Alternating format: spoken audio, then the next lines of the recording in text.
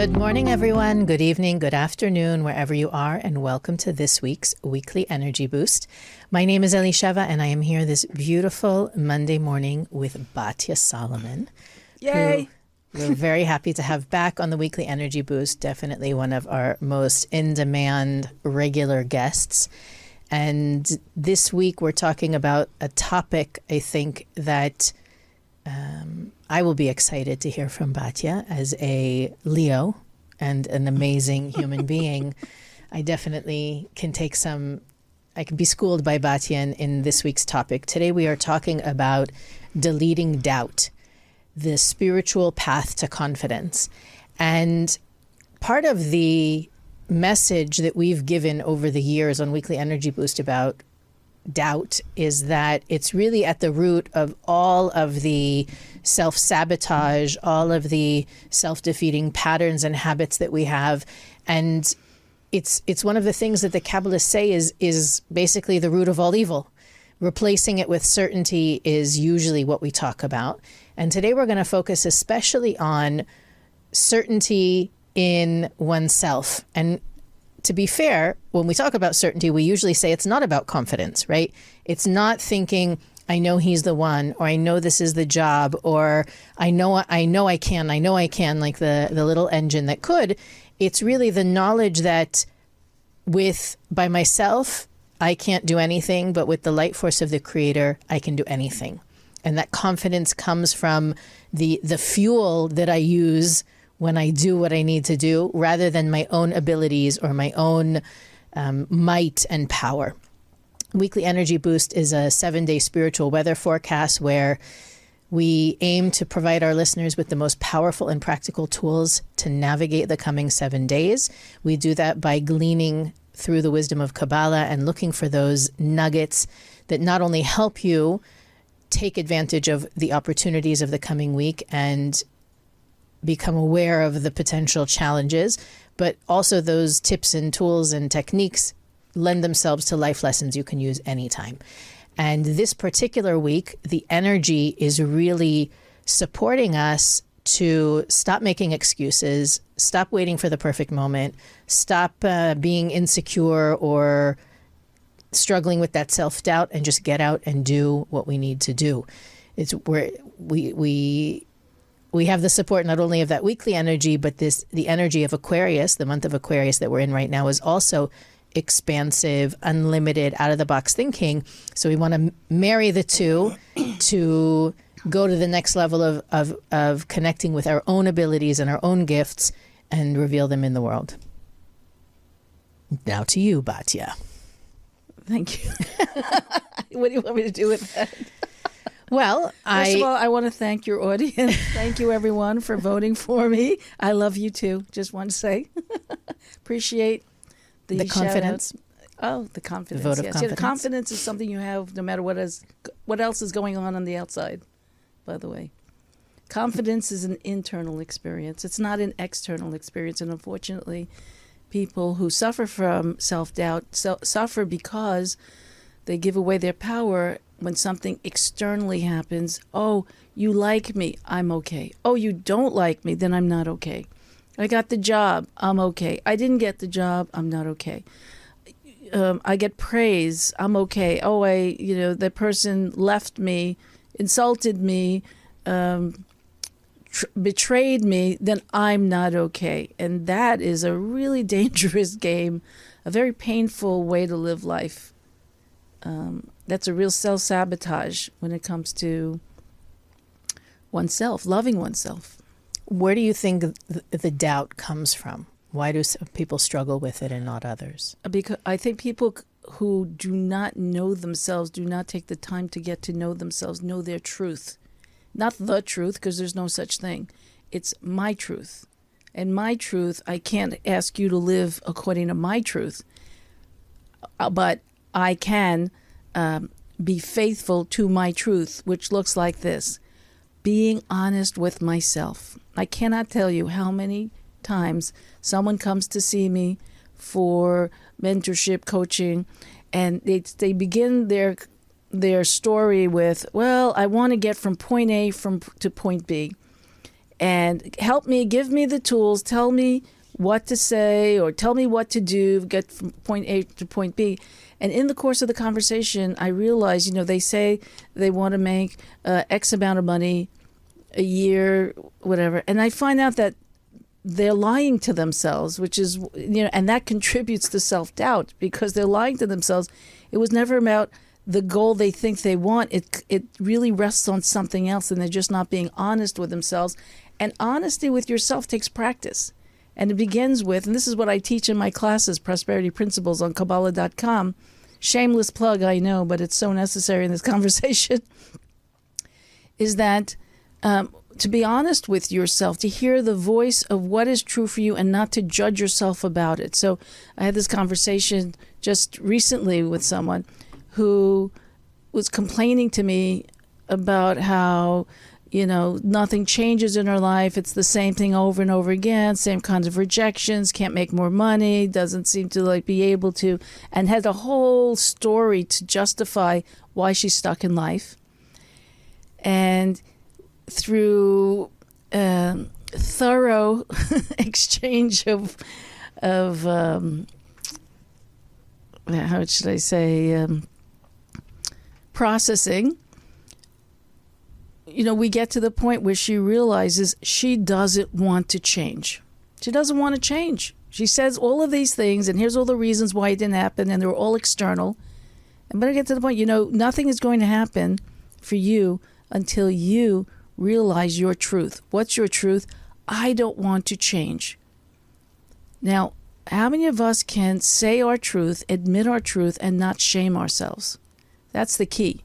Self-doubt, you must get very granular to what is that one thing that everything else is resting on, and that's me not accepting my truth, not accepting this is where I am in my life right now. I know the media, the news, the magazines, everyone, society is saying what I should look like, what I should be eating, what I should be saying, what I should be doing, and it doesn't resonate with me. So what's wrong with me? And the answer is nothing. As I've said it before, you are a diamond, an unclaimed diamond in this conversation, and yet you're a diamond. And what does a diamond look like, feel like, sound like? Hey, I don't want to change. I don't want to do that. I don't want to eat that way. It's my truth. And that is where you begin to build your self-confidence, to get to know yourself and accept yourself. And when you can accept your truth, then you can go anywhere. It's like going to the airport. Accepting your truth is like being at the airport. Okay, where do I want to go to now? Yes, I don't want to do that. And that's okay. So now my next step would be, why don't I want to? What's stopping me there? You keep peeling away layer after layer, but think of it like a fun kind of an exercise, not a grilling, not a torturous thing that you do or punishment. It's that once you start to own your truth and then you speak your truth and then you let other people know your truth in terms of what is true for you, not for them. So what I call that is building boundaries. If you want to build self-confidence, you must know what you are a stand for. You must know how you want to be treated. You must establish your healthy boundaries, because if you don't, other people will establish them for you and it will not be pretty. Does that make sense? Absolutely. Yeah. So when I ask people, one of the first things, when I'm doing a series right now on prosperity principles, I do these mini series in the ongoing classes, and it's called How to Prosper in Your Relationships. And I started with one class on boundaries. I got so much feedback and so many questions about it. I'm now doing several classes just how boundaries, how we build or not build our boundaries in every area of our lives. And I can tell you this, if you want to know where the chaos is in your life, just notice the connection between that and not being clear on your boundaries. Whether it is how people speak to you, how people treat you, how people touch you, and on and on and on. I can very easily detect find where is the chaos and what is the connection between that and lack of boundaries. So when someone doesn't have boundaries, it's because they don't know who they are. I'm looking to some external source. Tell me who I am. Tell me I'm okay. That's a recipe for disaster. You will never get confidence that way. And even if a person makes zillions of dollars and their face is on every poster everywhere and everyone knows their name, it is not connected to the fact that deep down inside, they don't have confidence. People who don't have confidence, by the way, are the ones that have to have their face on every poster and everyone needs to know their name. And it's like a drug. Oh, please, tell me I'm okay. Give me an applause. Give me, like me on whatever, Facebook. I once had a conversation. Shocking. For me, social media is like, I don't know if I should admit that on this podcast, but it means nothing to me. I don't even go to Facebook or any of those things because I find them personally draining. Anyway, somebody befriended me on Facebook. And, I went there like once a month or whatever. And sometimes I just like, oh, okay, you want to be my friend? Okay. Go down the list. And then the next day, this person contacts me and goes, oh, thank you so much. I thought you didn't like me. Why? Because you didn't accept her friend request? Accept her friend request on Facebook. I go, oh my God, look at the meaning we give things that out of the infinite possibilities, you're laying down your sense of worth on someone else's accepting you or not accepting your friendship on Facebook. Excuse me. It's time for self-reflection. It's really time for self-reflection. Well, when I'm listening to Batya, it sounds like, of course, I'm just going to do that. I'm going to create these healthier boundaries. I'm going to not need anybody's acknowledgement or recognition or approval. You reminded me, I a couple of weeks ago, we had a women's event in the Kabbalah Centre in Los Angeles.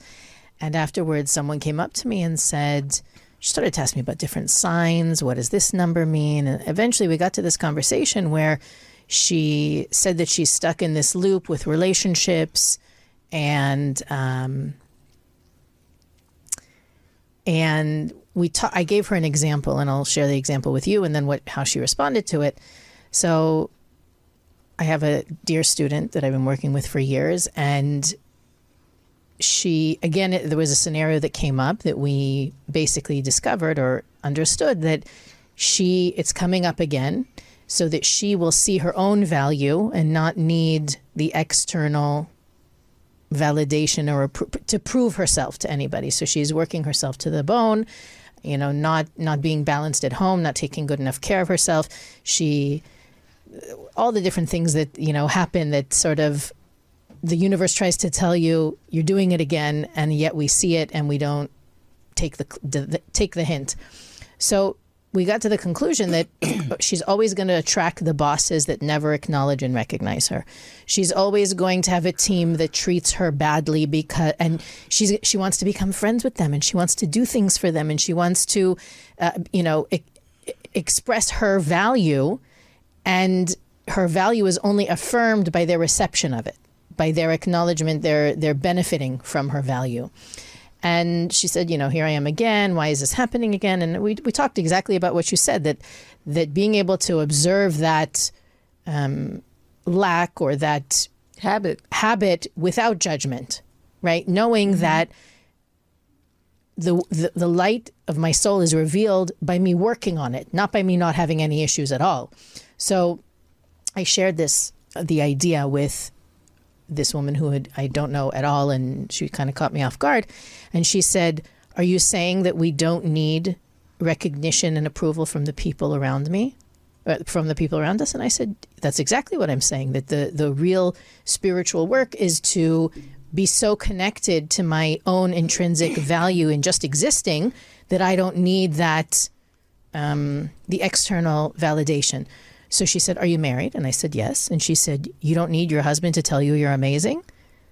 And I laughed. I said, he does, but I kind of roll my eyes usually because it feels like he's kind of kissing my butt when he says it, like Brown, they're like, oh, honey, you're so amazing. Okay, do me a favor, just keep going.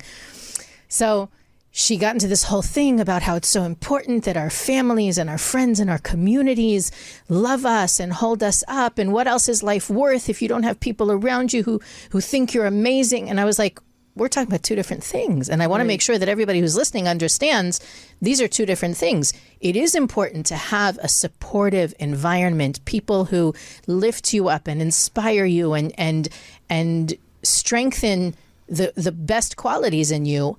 But it can't be that you depend on them. That's right. For your self-worth and for your confidence. And when they're cheering you on, you feel you can do anything. And when they're busy doing other things, you feel worthless. That's what we're talking about here. And I want to take one step further, that as we learn in Kabbalah, and science bears this out too, I know sociological studies bear this out, that when that if it's up between you and your environment will win. And so we have, this is really a multi-layered conversation. Let's start with the fact that the first 7 years of life determines a person's character. And so if a child happens to be in the wrong place at the wrong time, and the parent, is being the parent, being imperfect human beings that we are, and somehow shapes the child from their experiences, their early childhood experiences, doesn't feel they didn't get the feedback that you're wonderful, right? Many times we get a feedback, or we get traumatized by something, and that sticks in us, and it becomes like this endless loop in our subconscious mind, and we keep recreating rejection, like that woman was talking about. And we think that the solution is what she's doing. Well, like she's in this endless loop, and many of us are, that, this time I won't get rejected. This time I'll get accepted. And there's, we call that tikkun in Kabbalah. Some people call that karma. It's this hell of this endless repeated pattern. So the act of self-love is to choose your environment. If you want to change that, and we all have that, it really requires strenuous introspection to get to that point, and it's very almost impossible to do by yourself. This is why, in Kabbalah, everyone's got a teacher, a guide to help you. We have special also guidance sessions for, people who want to work on particular issues as well. And you can find all that on Kabbalah.com. To get to where is that endless loop phenomena happening in one's subconscious mind. And part of the solution to that is not only digging, uncovering that endless loop and changing that internal program. Part of loving yourself is choosing the best environment for you to be in.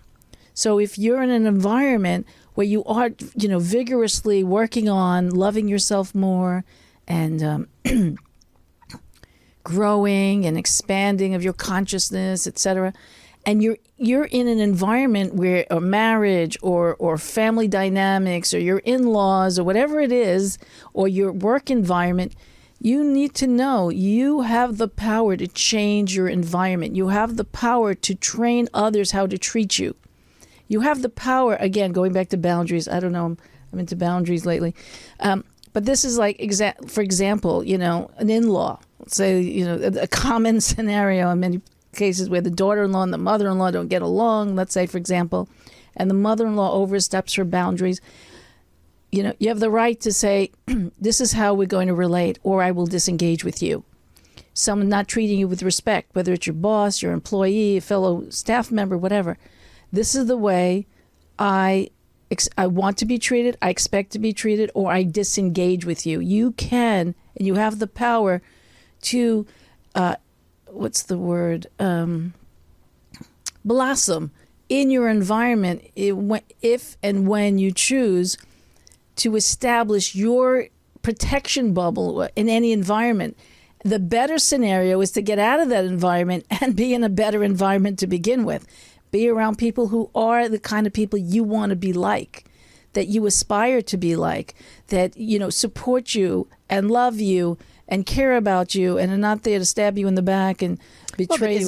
Isn't there a danger, though, in running from the scenario that it'll just pop up somewhere else? No, I just said there's two aspects to that. It's the one that you were saying, that you got to work on yourself. Okay. But part of loving yourself is to choose a better environment. Right. Don't depend. You're right. Don't depend on.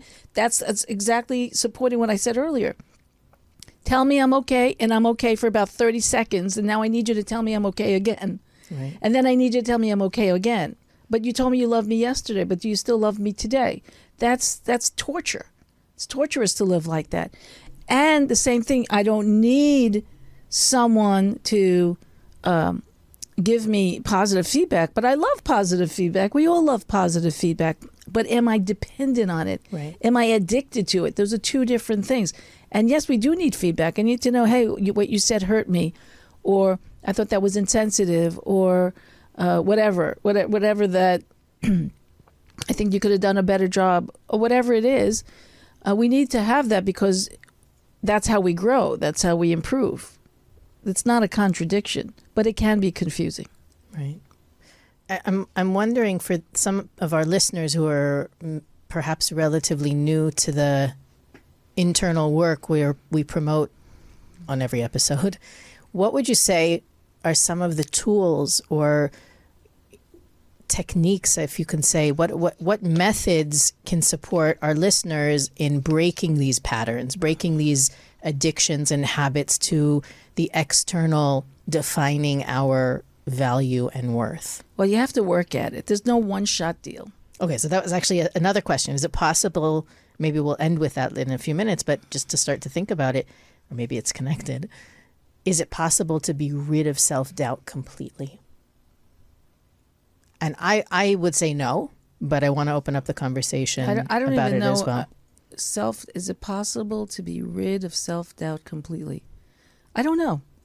I don't know the answer to that, actually. Okay, well, go back to the what tools and techniques. That's a loaded question too. Who am I? Well, but that's am I my point. Body? Am I my soul? My immortal soul? Am I my diamond? If I completely identified with the diamond who I am, I wouldn't have self-doubt.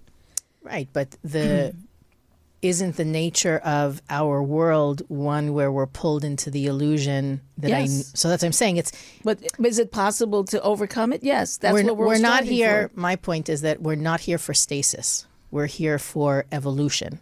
Right. So when I can think of many stories of people who've been in similar situations or had similar tikkun where they need that external definition of their worth, and they work on it and they transform it and they overcome it, let's say at work. And then there's the next level. Right. And then the next level emerges with, they realize that they do it with their kids, but it was so subtle that they didn't even, that being a good parent is something that we all strive for, but they didn't realize that their children's well-being or responsiveness to the parent, to herself, was there, because isn't she supposed to make sure they're okay and they're happy and they're healthy and they have what they... Ideally. So I'm saying it is layered. It is very layered. That's the point, is that we achieve benchmarks, but usually when it comes to tikkun, when it comes to these life lessons and life work, it's not about getting to the finish line. It's about leveling up.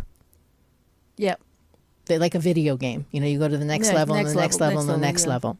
So exactly. I interrupted the initial question, which is what tools and techniques can help people there. Okay, if we're already recognizing I have this tendency, how can I get the strength to put up those boundaries? How can it takes a lot of I'll tell you what it takes a lot of. It gumption? takes a lot of focus. Now the brain, science will tell you, the brain actually uses up more energy than any other part of the body. And because the brain uses so much energy, that in order to operate efficiently, take the resources of the body and operate efficiently, it will turn it over to another part of the brain. I think it's called the amygdala or something like that. All right.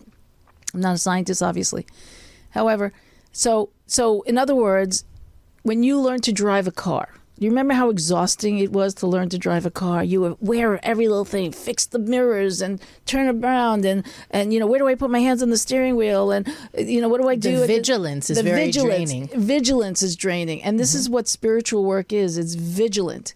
Now, what happens after a few years? You're driving your car, you're drinking your coffee, you're talking on the phone, you're doing your nails, you're like, you're doing 1,000 other things, and you don't even remember how you got from point A to point B, because the brain took all of that information and put it over into automatic pilot. The problem is, unfortunately, most of us are on automatic pilot most of the time, and this is why it's so difficult, or seems to be difficult to break that glass ceiling that everyone has. Everyone's got a glass ceiling in some aspect of their lives. Sometimes it's obvious, like money or career, and sometimes it's not that obvious, and yet it's still there, like self-confidence, like love, like relationship, like health, whatever it is. There's that glass ceiling, and that glass ceiling is another way of saying everything we just spoke about until now. How do you break the glass ceiling? The number one thing, and what a truly, I believe, I would say, is the spiritual work, is the vigilance, which most of us are not willing to do most of the time.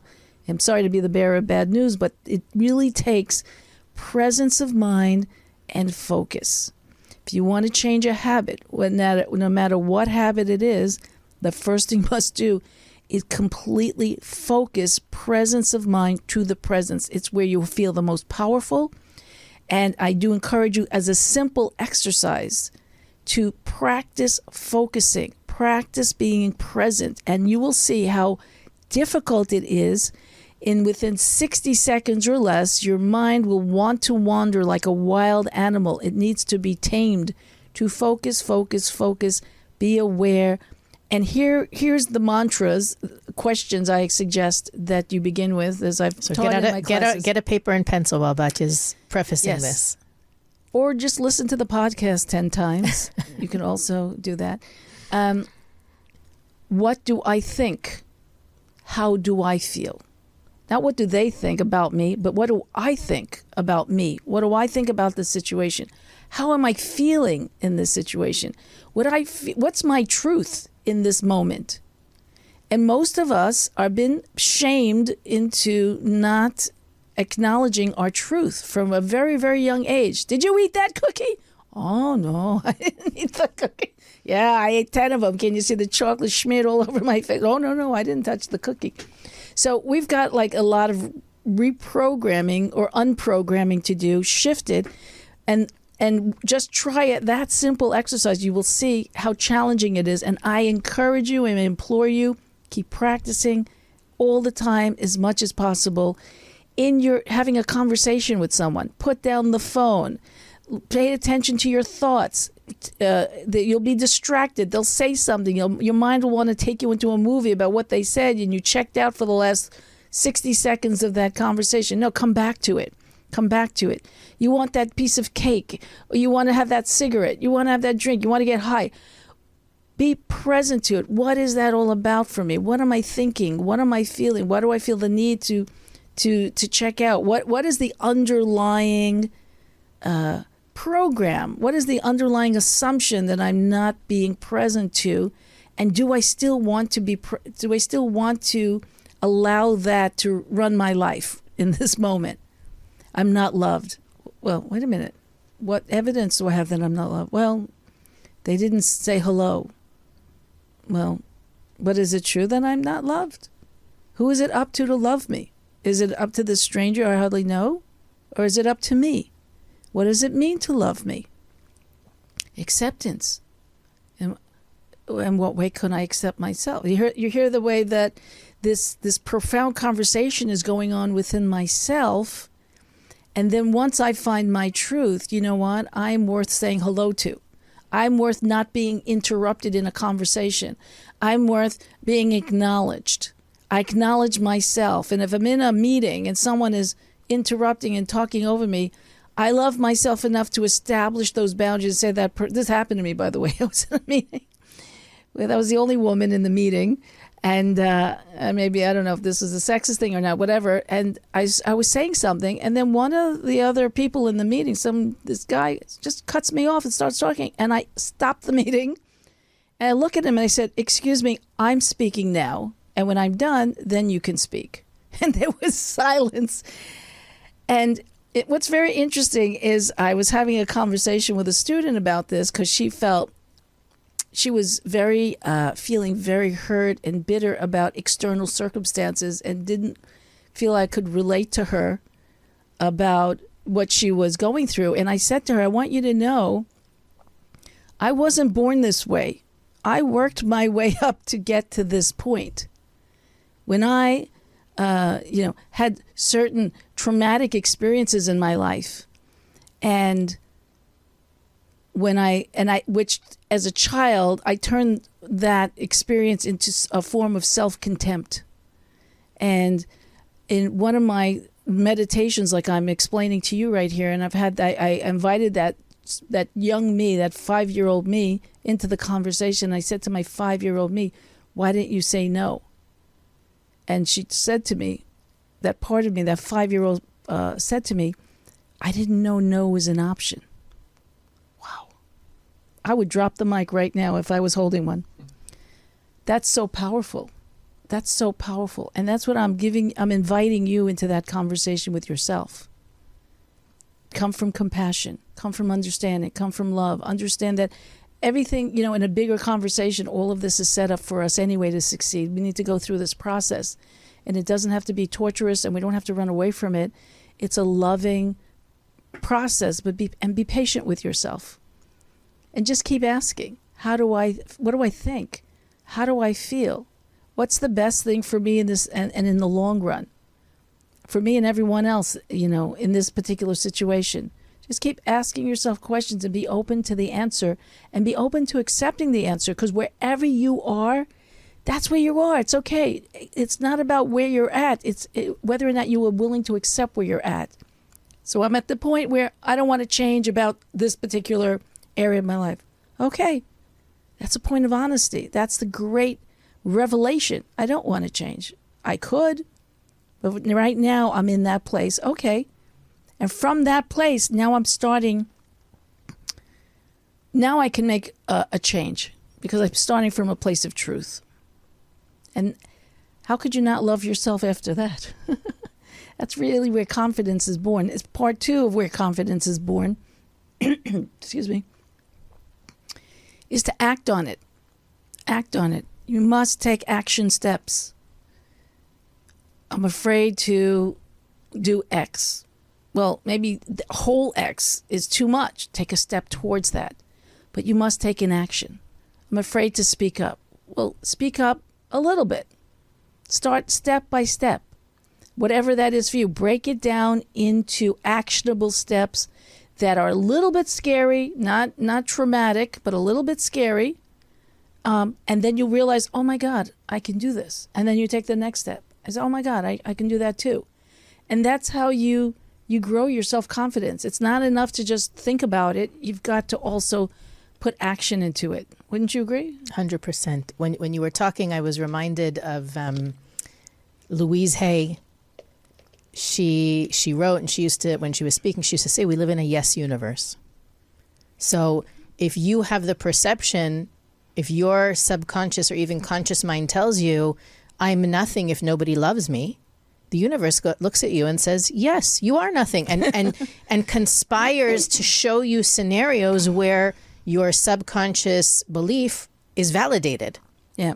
So see, I told you nobody loves me, right? That you get that, like you were talking about that woman that was stuck in that sort of victim, the victim loop is perpetuated because our world is set up to mirror our consciousness. So you think you can't? Look, you can't. You see, we're besties. We complete each other's sentences. 100%. But it's Love really means never having to say you're sorry. That is very not true. I know. That's why I made that joke. Very not true. Listen to that twice. Love means saying sorry. Yes. But that realization that on one hand, I'm doubting myself and the universe is validating, is proving me right. But if it works that way, it can also work the other way. That's right. And that's where those baby steps are so important. I can think of times in my own process where I often, we have a very robust volunteer community at the Kabbalah Centre. And I always tell the students that participate in those communities, this is a safe space to practice being the new you. So that if you're working on, and apropos you were talking about environment at the beginning, when you have a place where you feel safe and you're not going to be judged and there is encouragement and people are interested in your ultimate good, your growth and your expansion. So, you know, in your own life or in your private life or in your professional life where you might be afraid to speak up or set those boundaries or express yourself or whatever forms of self-doubt you experience, in that safe community, you can practice being the new you. Yes. Like exercise those muscles. What does it mean to say, you just interrupted me, you can wait for me to finish my sentence, or I don't have time for that. One of the things that always fascinates me is how we feel something and we know something is true for us, but we feel the need to shelter other people from it. So, you know, your friends are going out and they're going to go party, and, you know, you don't really feel like a partying person. So instead of telling them, you know what, I'm not really into it, we'll say, I'm busy then, which is also part of creating that false, right? People, that what's the word? Dissonance? No. Anyway, it doesn't matter. It is a form of dissonance, but it's like if you're always going to be inauthentic, you're also reinforcing that reality where your external circumstances determine who you are, rather than you knowing you're a diamond no matter what environment, what pot of soil or what river you're thrown into. Your diamondhood doesn't change. I'd like to, since this week is a special energy, we know, and in this week's energy of if you read the Bible, you know, with the Torah, the world events are always reflected. If you want to know the weather report, what's going on in the world, just look in the week's portion. And this week's portion, by the way, you have the Israelites leaving Egypt. They have the sea in front of them, Sea of Reeds in front of them. They've got wild beasts on either side of them. The Egyptians, you know, they just left Egypt. The Egyptians woke up and said, the Pharaoh said, well, why'd you come back to slavery? And then they all break. So they come to their glass ceiling, right? And so they break into 4 camps. One camp says, all right, we'll just give up and go back and be slaves. The other camp sticks their head in the sand and they say, well, God will, I hear this one a lot, you probably do too. Oh, whatever God wants, whatever God wants, you know, stick their head in the sand and don't do anything. Another camp goes and they say, well, if we're going down, we're taking everybody with us. You know, we're just going to hack and slay to the end. So that's like that self-destructive sense. If I'm going, then I'll take everybody with me. And and then one camp is willing to follow their truth, which is this. They cry out to Moses, Moses, you got us into this between a rock and a hard place. What are we going to do, Moses? Do something for me. Get us out of this. Fix it. And then Moses doesn't know what to do, so Moses cries out to God, whatever that means, right? And Moses says, God, help us. And what does God say? A famous line. God says, what are you crying out to me for? You have everything you need. You have everything you need. Hold up your certainty. Well, it says the staff, but hold up your certainty, hold up your connection, reconnect to your divine immortal self that cannot die, that lives forever, that knows the real eternal truth, and follow that. And the sea will split. Go into the sea. So you have Nachshon who walks into the sea, and the sea splits when he goes. No, it doesn't split. In his world, the sea is already split, but to everyone else, they didn't see it split.